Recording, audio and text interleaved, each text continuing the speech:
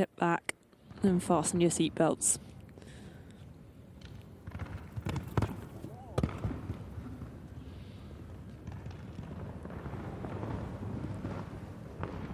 Look at that shot.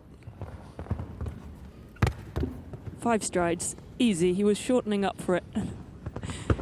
I thought he wasn't going to do it the way he was approaching. That was a turn as well. 1.60 metre, that wall.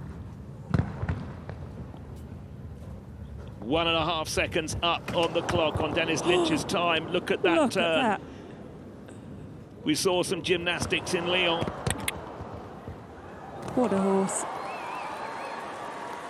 He looks to have plenty of time. He's still got to jump the last. 44.37 seconds. Wow. He stops the clock in 41.39.